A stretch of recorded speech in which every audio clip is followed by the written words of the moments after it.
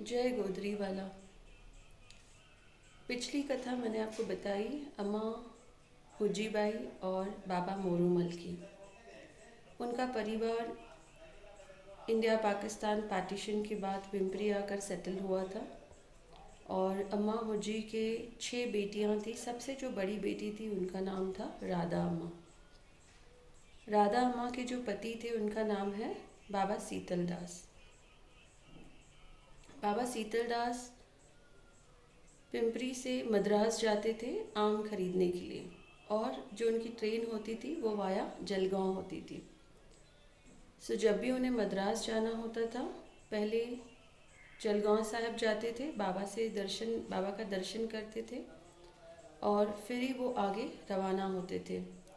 और वापस आते समय भी मद्रास से जलगांव आकर पहले बाबा का दर्शन करेंगे और फिर पिंपरी वापस आते थे। और उनका बहुत बाबा में विश्वास था। बाबा भी उनका प्यार देखकर बहुत खुश होते थे, उनकी सच्ची भावना देखकर खुश होते थे बाबा। तो बाबा सीतल दास बताते थे सबको कि मैं जब भी जलगांव स्टेशन पर पहुंचता हूं वहां पर एक टांगे वाला रुका रहता है। वो टांगे वाला मुझे बोलता है कि आपने क्या बाबा को पत्र लिखा था कि आप आने वाले हैं, क्योंकि बाबा मुझे कह रहे थे जाओ स्टेशन मेरे सीतल को लेके आओ, मेरा सीतल आया है। तो वो सरप्राइज होते थे बाबा सीतल दास कि मैंने तो कभी कोई पत्र नहीं लिखा कि मैं आ रहा हूँ जलगांव। और उनका ऑलमोस्ट हर महीने एक ट्रिप होता था। तो उनका और विश्वास बाबा में बढ़ता गया कि बाबा को पता चल जाता है, वो अंतर्यामी हैं, उन्हें सब पता चल जाता है कि उनके शिष्य जो श्रद्धालु हैं वो आने वाले हैं। और बाबा अपने तांगे वाले को बोलते थे जाओ मेरा बच्चा आ रहा है, उसे लेकर आओ।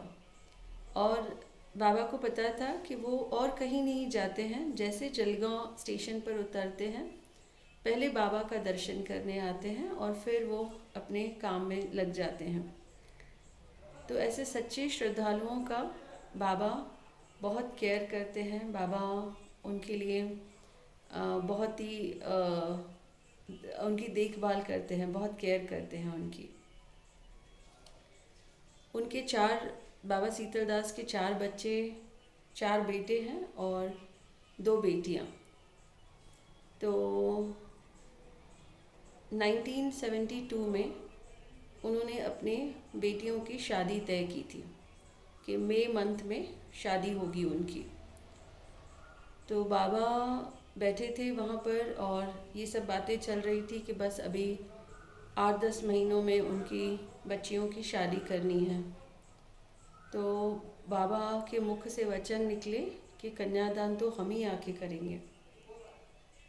तो जो बाबा सीतल दास है उनकी धर्मपत्नी अम्मा राधा जो मेरी नानी है, तो वो बाबा को देखकर बोल रही हैं हाँ बाबा आप ही कन्यादान करेंगे।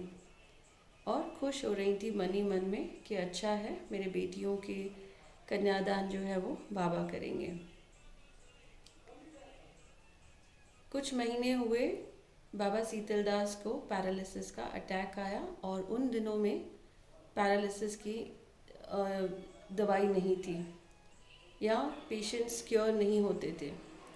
और विद इन फ्यू डेज बाबा सीतल दास ने शरीर छोड़ दिया।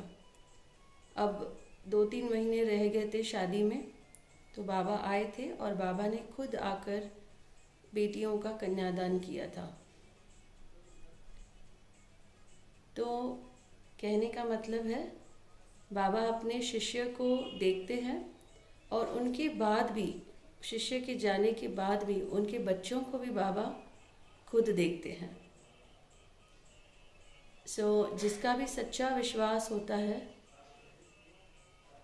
बाबा उनकी रक्षा खुद करते हैं और उन्हें सब पता होता है, बाबा को सब पता होता है क्या होने वाला है। जय गोदरी वाला।